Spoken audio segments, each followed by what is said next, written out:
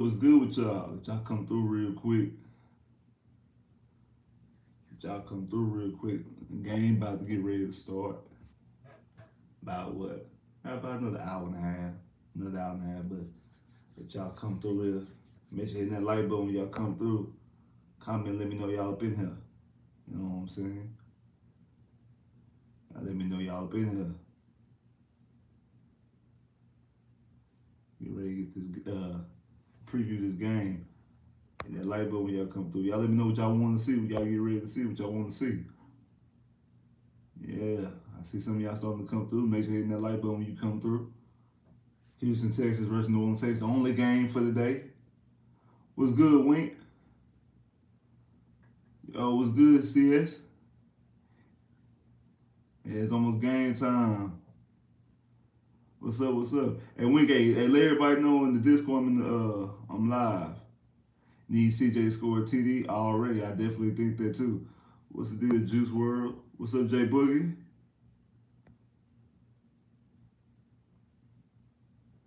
But yeah, man, let me know what y'all want to see. What y'all want to see. Had the bus at.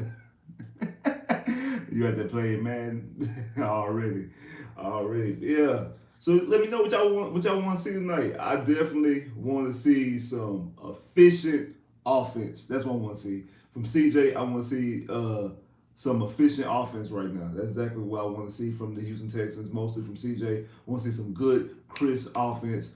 Don't know how long we gonna see. Don't know how long we gonna see the stars tonight since it's the last preseason game. But we definitely need a good showing. Bryce showed some things on Friday. AR showed some things on Thursday too. And since we the only game on we the only game on the last game of the preseason, we need CJ to show some things too. We need CJ to come out there and show some things. We definitely do. We definitely need CJ to come out there and show some things. I want to see a good, clean game called by Bobby Slowick. I want Bobby Slowick to call a good game. I know he's probably not going to call too much or give away too much because it is a preseason, and also you about to start the regular season another week and a half or 2 weeks, however many weeks it is when you start the regular season. Um, my strength is glitching. Y'all can't, y'all, is it coming in good for y'all? Yeah, but yeah, like I was saying, like I definitely want to see good offensive game call. I want to see. Okay, I said it's coming in good. All right, bad. Make I see more people hopping up in here. Make sure you hitting that like button when y'all come through here. Make sure you hitting that like button when you come through. But but like I was saying, well, I definitely want to see a good offensive game called by Slowick.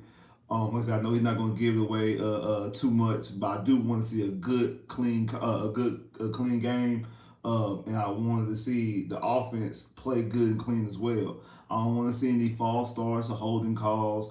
I want to see good crisp throws by CJ. I want to see him have a good time in the pocket. I want to see him to go through his progressions, go through his throws. I want to see good running lanes for Singletary and Damian Pierce. I want to see good efficient route running. I want to see good catches, things like that. Like I said, if we have a good clean game offensively, like from a couple drives, good scoring drives, get you in scoring position. Receivers and quarterback being on the same page. You don't have miscommunications with your receiver and your quarterback. Like I'm cool with CJ in the starting offense only playing one quarter. I only want. I'm cool with them. If they have a good efficient quarter, I'm cool with that. Like drive down, get a touchdown, drive down, get a field goal, or two touchdowns, things like that. I'm cool. You can sit him and rest him and let's get ready for Baltimore week 1 from the starters' perspective. On the defensive side, I want to see some tackling. I don't want to see guys getting guys letting up some tackles. I don't want to see missed tackles. I don't want to see miscommunications from the DBs. I want to see the linebackers in the front seven all communicating well. I want to see some pressure, some hurry ups, and things like that. I just want to see the game and everybody progressing and what they're doing. I want to see some good plays by Willie Anderson. I want to see just some efficient plays. And I know I seen somebody say something about Tank Dell. Absolutely, we definitely got to see Tank Dell.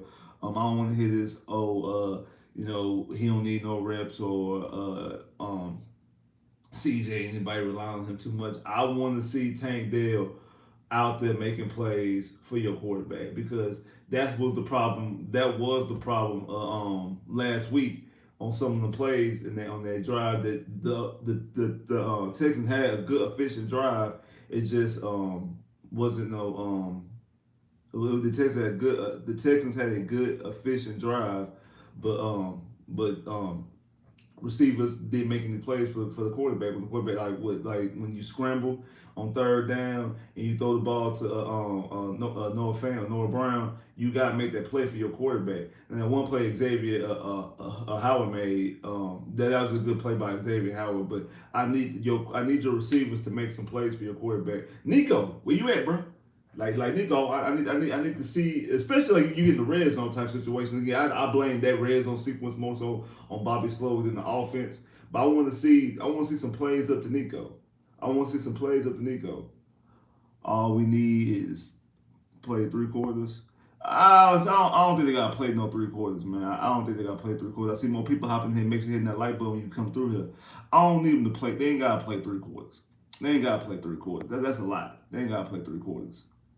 I need to see more Hudson. Yeah, I definitely want to see. I want to see more Hutchinson. I want to see more Mechie.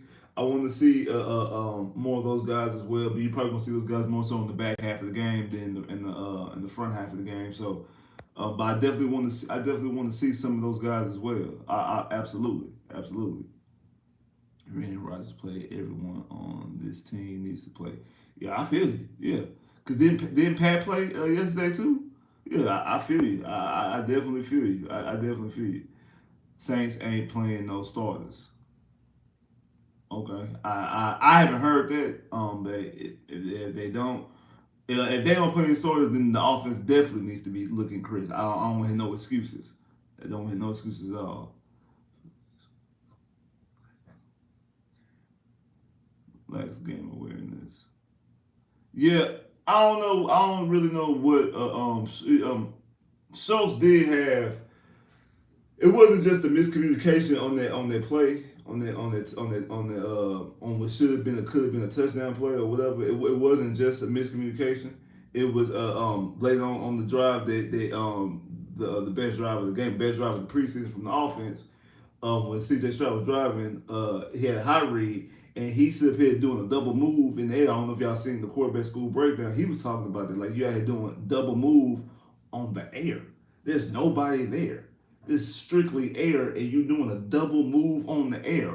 Why are you doing double move on the air? You put your quarterback in a bad position. Why are you doing the double move on the air? And like CJ was ready to pull the trigger and had to double clutch it because he's doing a double move in the air because he sees a free rusher coming, and then he was able to dump it off. It was a completion, but it needed to be just like you said, a lack of awareness. Now I agree with that. Schultz was if I'm not mistaken, I think he was a Pro Bowler in Dallas. A guy who made plays, one of the top tight ends, top 10, top 5 tight ends in the last couple of years.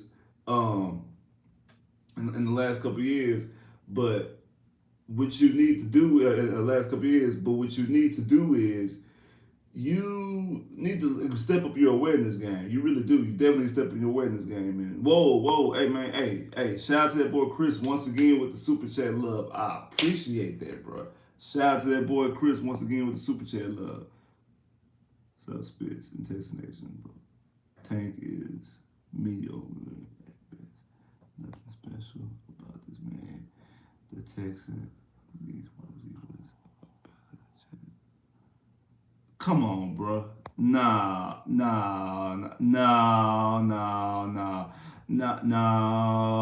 bro. Hey, appreciate the super chat love.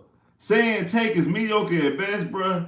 You gotta be trolling. Like I'm just going to assume that you are trolling. I'm just going to assume that you are trolling right now. Talking about that Tank is mediocre at best, bro. Nah, I'm taking Tank over Quinn Johnson.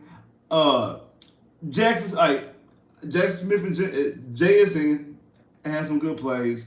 I was high on Zay Flowers coming out the draft. I'm not even arguing when it comes to Zay. I was extremely high on Zay Flowers coming out the draft. I'm taking Tank over Addison. I'm taking a Tank over Mingo. I'm taking Tank over all those guys that you mentioned, except Zay Flowers pre-draft. Before the draft, I'm taking them all. Zay, because I had Zay as my number one receiver, so I ain't gonna really too much argue with you when it comes to Zay. JSN, I would have gave. The only reason I give JSN I ain't gonna say a pass, but a leg up is because he been working with CJ. The camaraderie they have, the connection they have, the chemistry that they have. I'm not like that. You can't take some of those things for granted. So I could kind of understand that angle when you're talking about with CJ Stroud. But pre-draft, there was no receiver that you named outside of Zay Flowers that I'm taking over Tank Dell, bro. You gotta be trolling. I appreciate the super chat love, but you gotta be trolling. You just gotta be. I'm just going to assume that you were trolling, and you just gotta be trolling, bro. Like you just gotta be. Like Tank, mediocre at best. He led college football last year, bro. Like, come on, man. Mediocre at best, bro. Mediocre at best, bro. Wow, man. Oh, you never catch me at the Colts. Chat. Paid the Flowers and Addison has a leg up. And then to be honest, like I wouldn't be surprised if Tank had better numbers. I wouldn't be surprised if Tank had better numbers than Zay, honestly, because I think they both gonna be in the same type of situation. But the thing is, I don't know if Zay's not gonna be the Ravens' number one receiver. Probably gonna be Odell, and also and then also you got Mark Andrews. And then also, Lamar Jackson is a running quarterback. Lamar Jackson's first instinct is not to pass. He's not a pure pocket passer. So he's not throwing the ball like that. CJ's a pure pocket passer. He's looking to pass.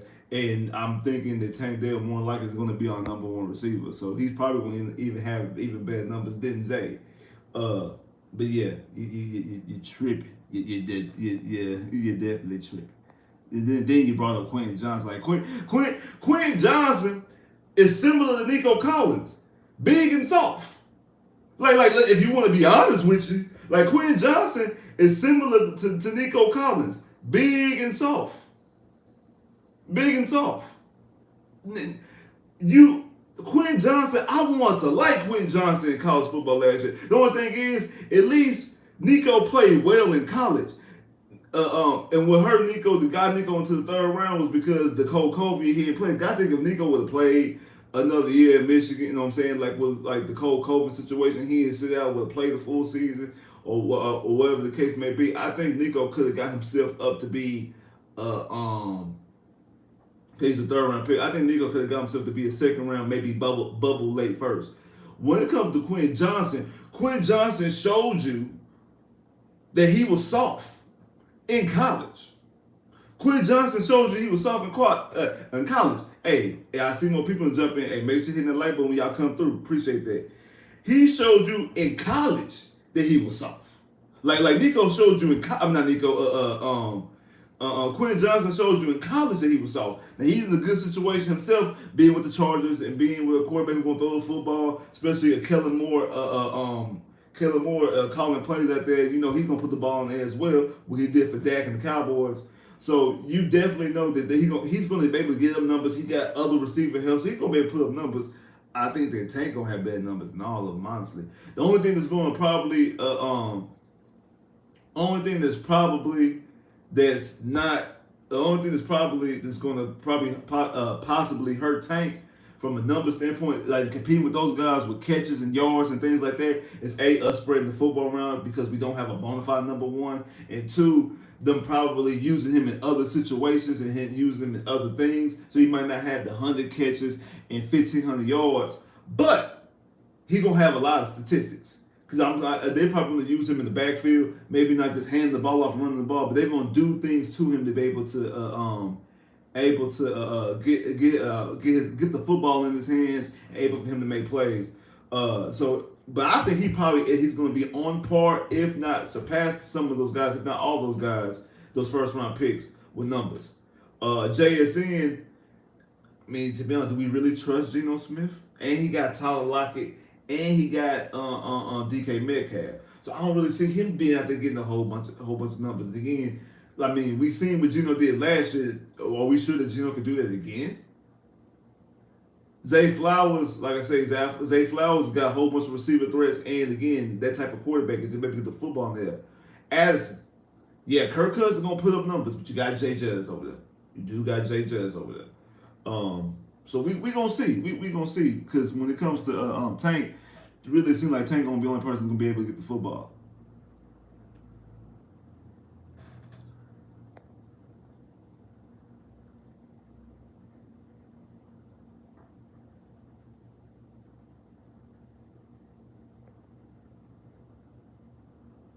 Really, Trill? That's how you gonna do your boy, bro? I got you, man. No, I got you. I got you, Trill. Trill, I got you, bro. Don't worry, bro. I got you. I got you. I mean, don't get me wrong. I think JSN is gonna ball with, but I'm just saying the opportunities. And shout out to that boy Trill once again, man. Hey, shout out to that boy Trill with the super chat love. Definitely appreciate that, bro.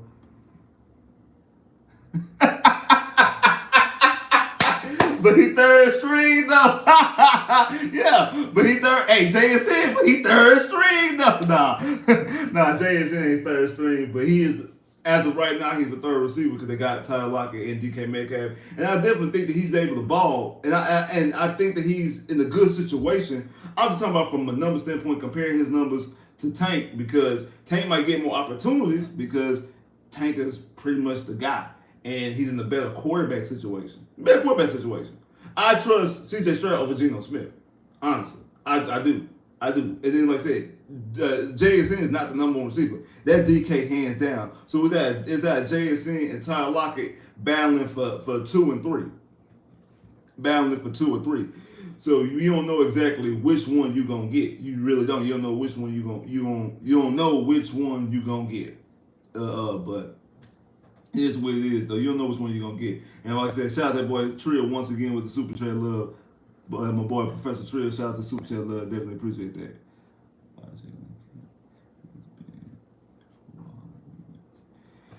Like Jalen Camp, like Jalen Camp is just that. With his last name telling you, he a camp body. That's what he is. That's exactly what he is.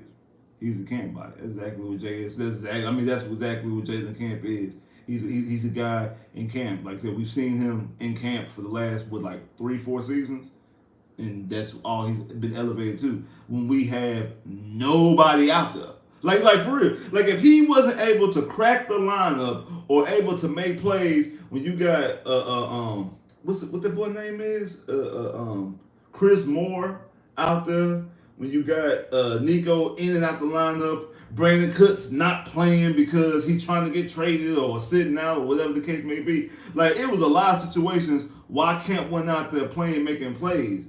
I mean, we seen other guys go out there and make plays. Why he went out there making plays? Like, why these guys went out there making plays? Like, why these guys really went out there making plays? So we seen other guys out there making plays. So it's just, you know what I'm saying? Like, it just doesn't make any sense. Hey, Honcho, he is a I know he went live. We went live last week before the Dolphins game, but the boy Honcho had some stuff he had to handle. But don't worry, Honcho come back. He just still definitely be doing the den. So Honcho definitely gonna be coming back pretty soon. Like I said, we did the live last week. So what happened to Saw Sports? Like I said, we did Saw Sports last week, bro. Like we did one last week. Yeah, Sam's definitely gonna make the roster. Especially he's gonna be our returner. He's gonna be our returner. He gonna be our returner. He's definitely gonna be our returner guy. Sims has a lot of speed to kick off if it's going to tank. Yeah.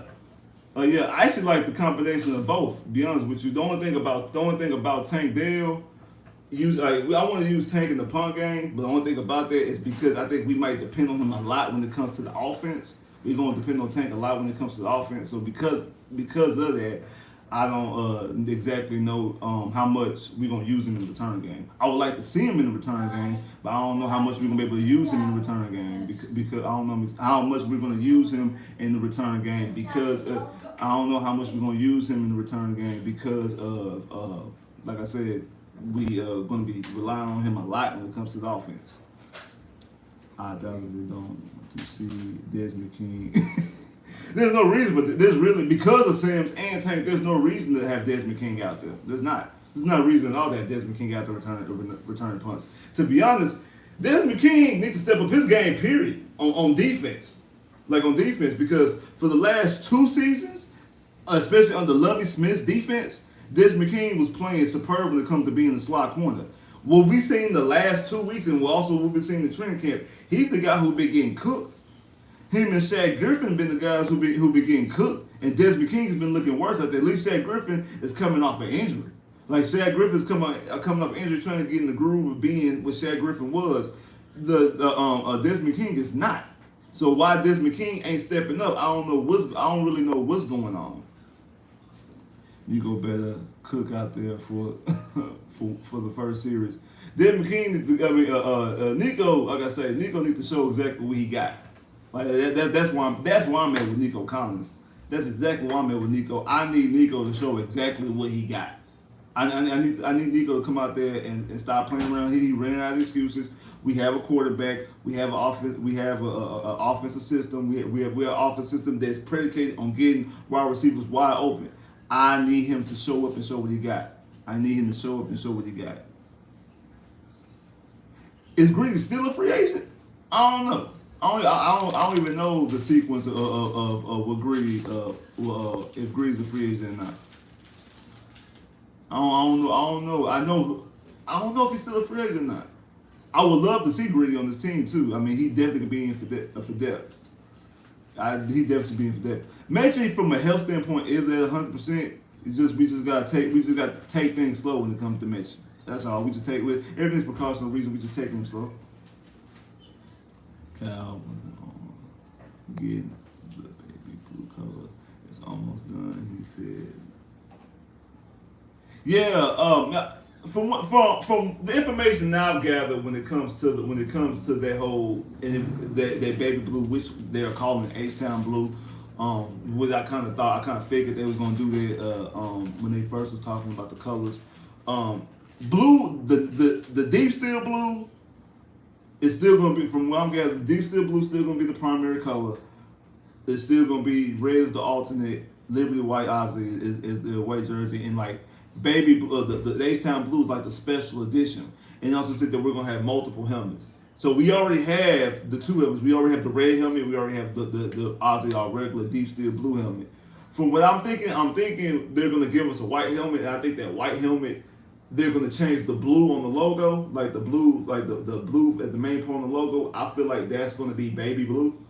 That's probably gonna be baby blue, and it's probably gonna be outlined in navy blue. Like it's gonna be like the helmet is gonna be white.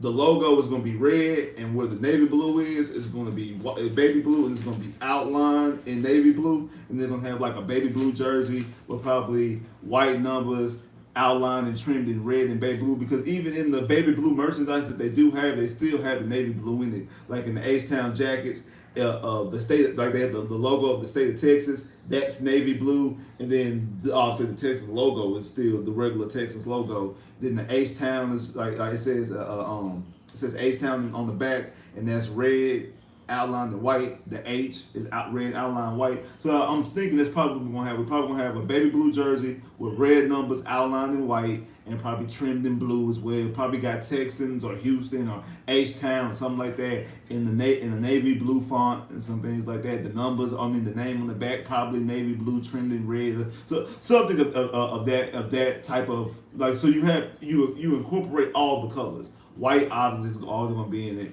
You incorporate red. The baby blue is going to be the main jersey, well, the main color of that specific jersey, and it's going to have red in it. But that's not going to be our primary jersey. It's going to be an alternate jersey that we probably wear probably twice a season. Probably wear your red jerseys. Probably another 3 or 4 times, and then you wear the rest. You wear your blue jersey. When you got 8 home games.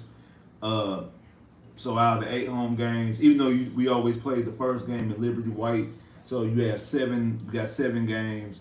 Out of the 7 games, you probably wear 2 baby blues, two baby blues, 2 reds, and 3 blue and 3 navy blues. That's probably what it's going to be, and then probably get another away game that you wear a navy blue to offset for you wearing that all white on your home game.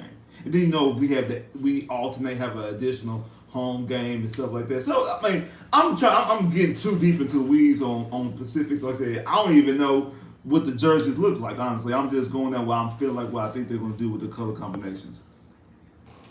In order to get mentioned in the group, he got to get a lot of snaps.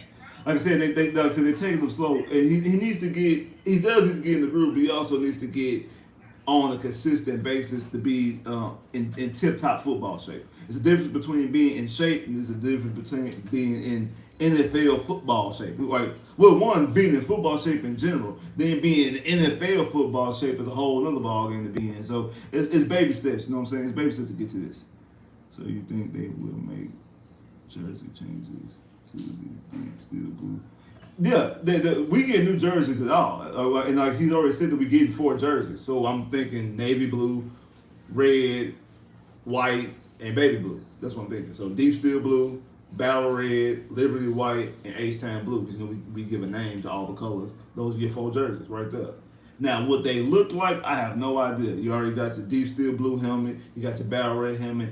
I'm assuming that we're going to add an additional white helmet, a Liberty white helmet, or they might call it the H-Town helmet or whatever. I think that white, I'm thinking it's going to be a white helmet with the Texans logo, the logo being, where the blue is on the logo being baby blue and the trending outline in the deep steel blue.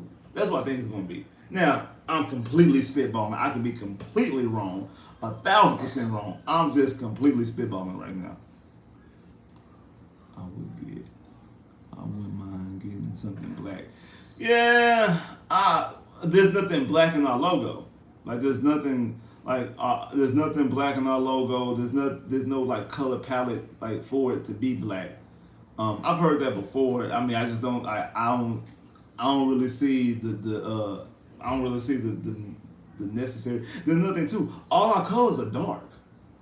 Like all our colors are dark. Because that red's not even a bright red. That red's a dark red. It's not like like obviously deep steel blue is basically a navy blue, and it seems like every year that blue gets darker and darker. Like we don't have a dark color. We don't have a light color to offset that dark color. So you just don't have a black and white jersey. I don't see another color that offset it outside of that baby blue. Purple. Nah, even though it's a city of joint, we not putting no purple on the jersey. You really hope that Stingley makes a big jump.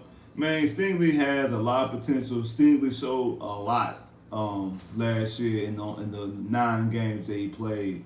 He did. He showed a lot. And also playing out of position, playing a defense that didn't suit him as well. But he was able to make plays in that defense. Able to make plays in the defense. Like I said, he was the most targeted cornerback last year to not give up a touchdown.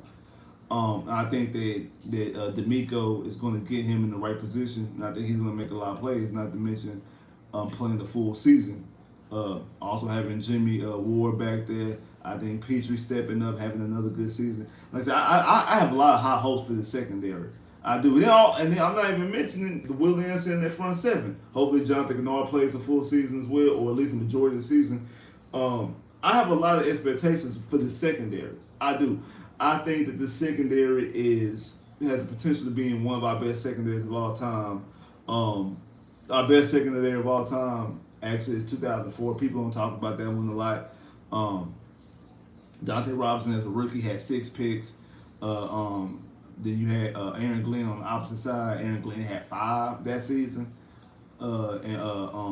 Marcus Coleman, who was the opposite corner the first 2 years of the franchise, was moved to safety. I think he had three, if I'm not mistaken. I think he had 3 picks, if I'm not mistaken. That was just a good ass secondary.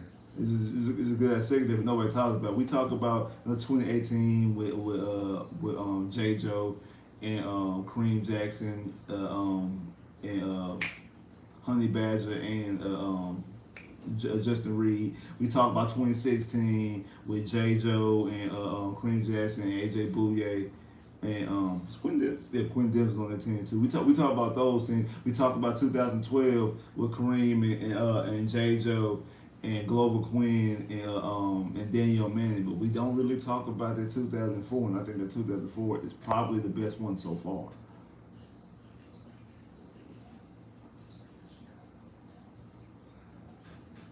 Getting cut. Man, Brevin Jordan even played? I be forgetting all. To be honest, I be forgetting all about Brevin Jordan. Honestly, like he one of them people I be forgetting he on team until like I see somebody like immediately like he talking to somebody or so he walk past. Like, you know how they do the things like before practice and they be walking by and they'll answer like ask a question. They be answering the question like, oh, what's your favorite flavor, Gatorade type situation. I'm like, oh snap, I be forgetting all about Brevin Jordan. I really do. Like I really honestly do. I be forgetting all about Brevin Jordan. I really do. I be forgetting he on the team because he's never playing. Like like you can't make the team always being hurt, always rehabbing. Hey, I see more people in here. Make sure you're hitting that like button, man. I see more people in here. We got half the likes, less than half the likes. I see 70 people up in here, but 30 likes. Make sure you're hitting that like button, bro. Make sure you're hitting that like button when you come through. And let me know. Tell me. I want to know from y'all what y'all expect to see tonight. What y'all hope to see tonight. Green Jackson was terrible. I don't think he could do his tackle. That's not true. That's not true. Kareem wasn't terrible. I mean, Kareem had a terrible rookie season. Absolutely. Like Kareem's rookie season was horrendous. And he played extremely better once he got Jonathan Joseph opposite side of him. Once he got Vance Joseph as a DB coach. Once he got Wade Smith, Wade Phillips calling the defense, and also got Glover Quinn. Well, Glover Quinn was always back there, but also got what's his name? Daniel Manning playing safety. Actually, Glover Quinn was the opposite corner because we drafted Glover Quinn as a corner. We moved Glover Quinn to safety. So moving Glover Quinn to safety, moving Glover Quinn to safety, adding in Daniel Madden, adding in Kareem, Jonathan Joseph. Then you bring in Vance Joseph as the cornerbacks coach, the DB coach, and then you also bring in Wade Phillips to call the defense back in 2011. He took a tremendous jump. He absolutely did. He took a tremendous jump in the second year. Like he wasn't terrible. He took a tremendous jump. Don't forget about Bryce McCain. Bryce McCain used to benefit from Bryce McCain was kind of like Piggy Fagans. I don't know if any of y'all remember DeMarcus Fagans, Piggy Fagans. He was kind of like that. Even though I think Piggy Fagans actually had more skills than Bryce McCain. Bryce McCain benefited a lot from both Kareem and mostly Jonathan Joseph and the safeties making plays. You know, Jonathan Joseph is third all time in NFL history with pass deflections. So he's able to get his hands on the football, and Bryce McCain was able to make picks. Bryce McCain was able to make plays off those picks. Able to make plays off those picks. Kind of same thing with Piggy Fagans, what DeMarcus Fagans did back in the day. He was able to make plays off of Dante Robinson's pass deflections, able to come through and make some good easy picks, some good easy interceptions. I think Petrie is going to be better pick than Stingley. As a rookie, so far his rookie campaign was better than Stingley's. It's easier to play safety than it is to be corner. Honestly, it is. You just see that's the reason why a lot of corners move to safety. Sometimes in the middle of their career, sometimes to prolong their career. It's easier to play safety than to play corner. Especially if you're a guy who has a knack for the football, you're able to you can high point the football and things like that. It's easy to play. Um, Cornerback is the hardest position, and it's the hardest position to transition from college to the NFL. It really is. Like it is hard to like what you seen Tariq Woolen do and Sauce Gardner do last year. It's not an easy thing. Like it's not a lot of corners. And they'll have like because I know you had Marcus Coleman come in, like say Dante Robinson come in. You've had a lot of rookie corners come into the NFL and play, be Pro Bowl caliber corners, All Pro caliber corners, things like that, and play extremely well, make a lot of plays. But a lot of times it's from year 1 to year 3. That year 2 and year 3 is when DBs make their jump. If they don't make their jump by by year 3, you pretty much got somebody. Normally, year 2 is a massive jump. Then sometimes it has been cases where it took guys to year 3 to make that jump to be a bona fide guy. But don't really always count on the cornerback's rookie year. Don't. Like if a corner has a bad rookie year, you could still salvage him. You can still save him. He's not out the woods just yet. You have year 2 and year 3. Now by year 3. If you ain't show nothing by year 3, you are what you are. Very rarely do guys like years later play very well, and then sometimes it do be like a system situation. Like Steven Nelson having the best season of his career last year, playing extremely well. It was a situation that him playing well during the preseason and obviously during training camp. Those things don't happen all that often either. Once a cornerback gets to like in his 3rd year, if he ain't showed you nothing just yet, he probably ain't gonna show you nothing. What's up, X-Man? Yeah, you already know it's almost game time. What time is it? About, 6:15? Yeah, we're going to sit here a little bit longer. So I'm going to get ready to get the pregame going. Cream was always a safety. Always a safety. Coming out of college, he should.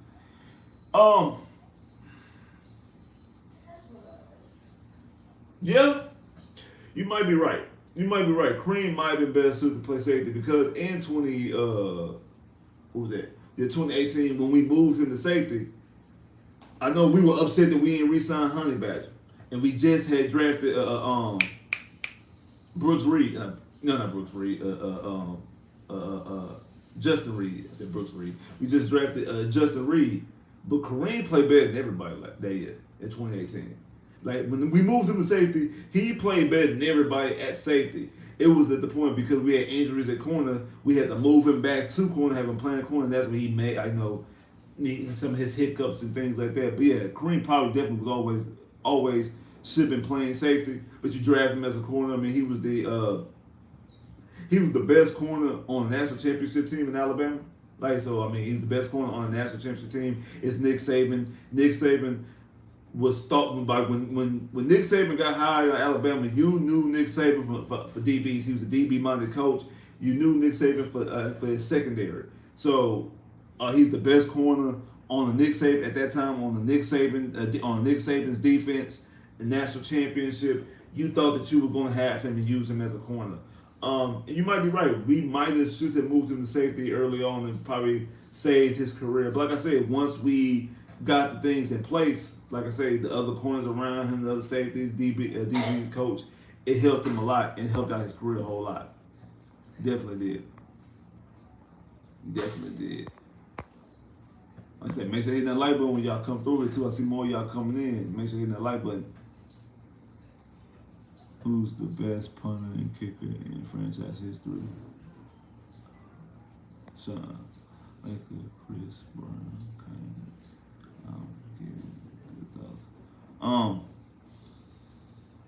kicker.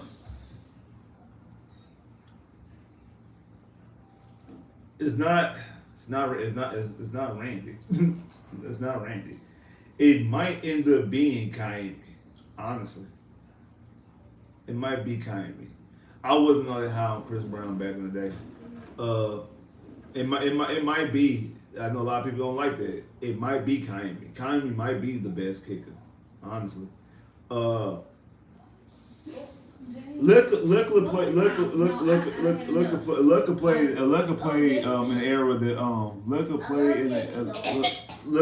an era when the team was good. That's the thing about Shane Leckler. Shane Leckler played when the team was actually good. Like Shane Leckler actually played when the team was good. Like Luck actually played when the team was good. Um, Shane Luck actually played when the team was good. Trying to think, what was that one punter? We had one punter who he had a good leg. Like being up getting hurt, he up tearing his ACL in the stadium. I can't think of what his name is. I can't think of what his name is. We had like I forgot what his name is. Like he was a damn good punter. Like, he could boot them things. Like he could boot them hoes. But I don't remember what his name was. It's like back in 2000, like back in 2008, 2009, 2010, like somewhere in that era. If anybody remember his name, I can't remember one because it's a punter. I can't remember his name. But when Shane Leckler got here, it was when the team was it Turk? Nah, it wasn't Turk. 'Cause Turk was the older guy. He was young, like he wasn't he wasn't that old. He was a younger guy. He ended up tearing his ACL in the stadium because like his foot got caught back when the stadium when we used to put the little grass place out there, when we used to have real grass in the stadium and we would come out there and had them little grass trays like for the field. He had got his cleats caught in one of them plates while he was in the middle of punting and tore his ACL. And I think he sued because he sued, D'Amico Ryan sued, and was it Wes Welker? Somebody else sued NRG for the stadium. For the stadium conditions because of the injuries and things like that. Like I said, D'Amico got hurt on this field twice. Once as a Texan and as an Eagle. Like he got hurt on the stadium twice. And I said then obviously Clowney got hurt, and I think when Clowney got hurt, it was the last straw because like Clowney was the #1 overall draft pick, and he gets hurt on week 1 of the season, and so you had to that's when we decided to make a change. Like you had to make a change then, honestly. Which receiver do you think Stroud can build franchise trust with?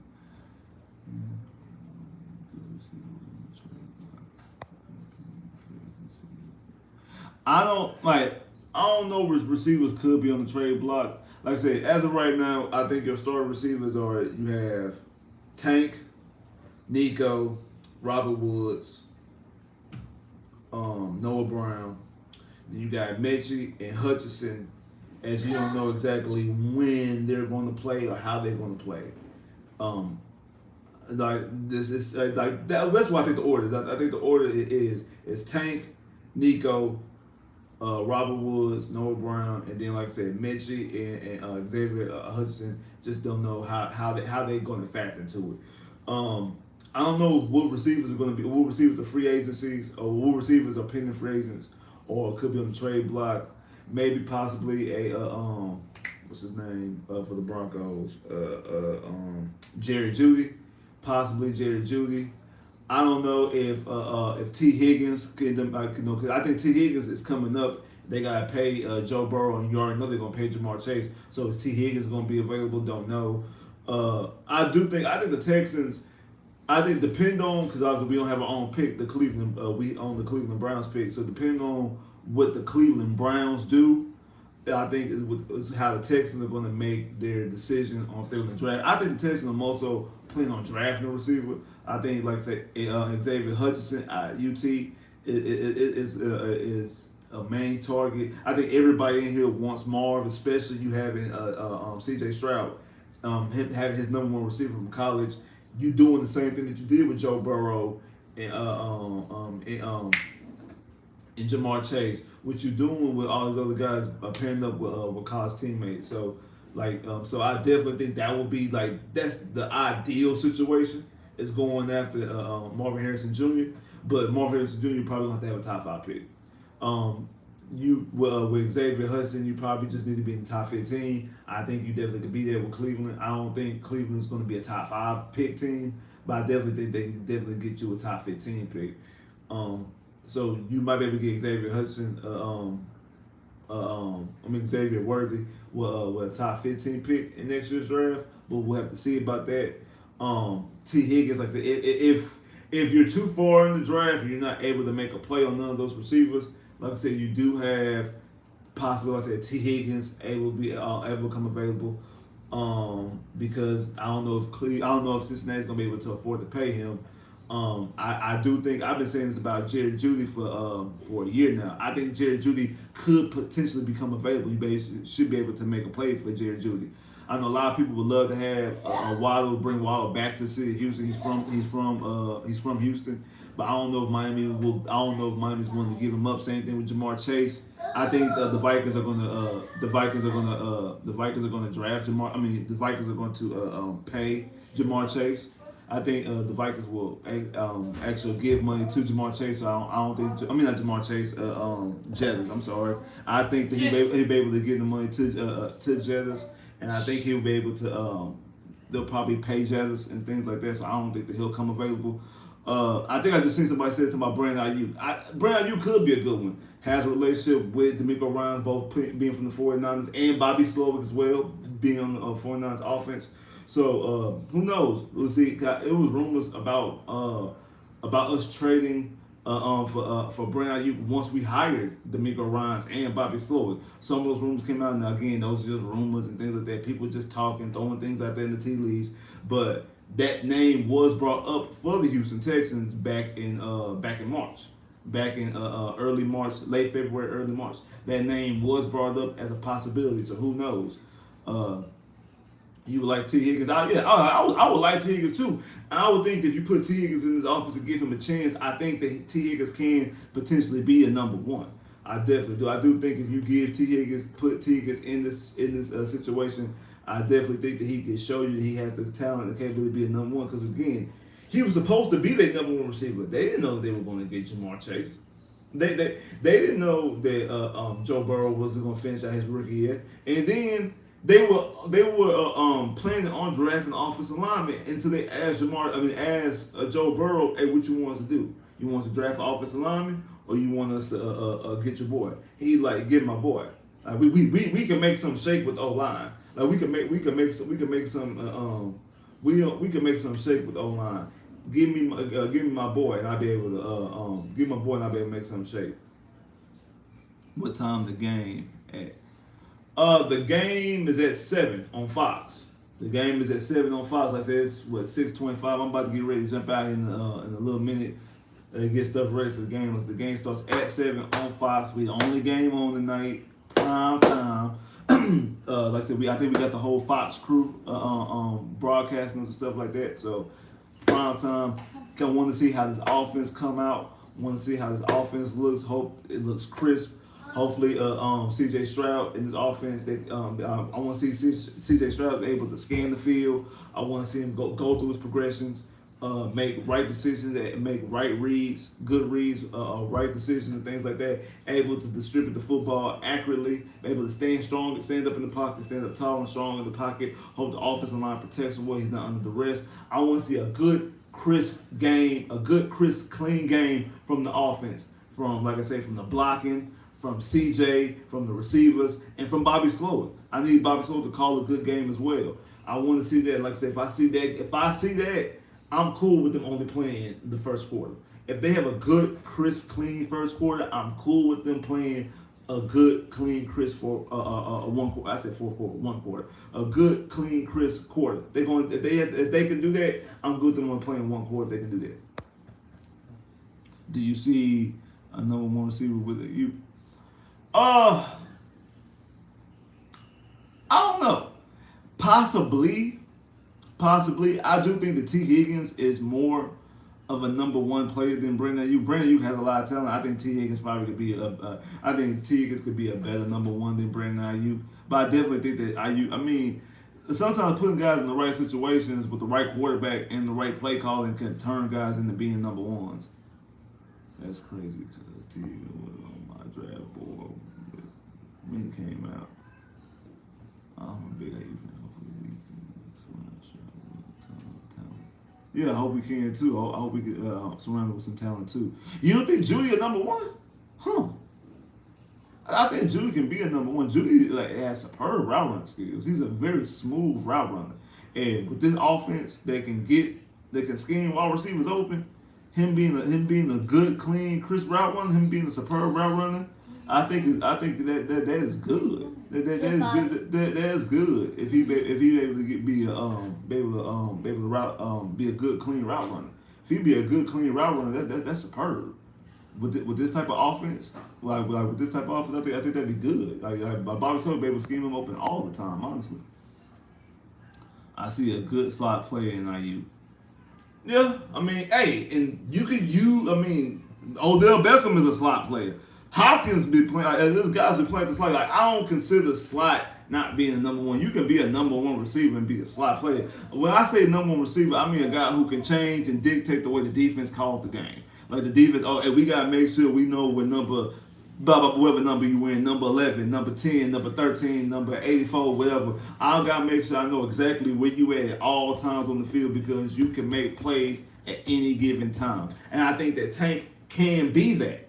I think the Tank can be. I think the Tank can be. That's why I say I think Tank can emerge to be a number one.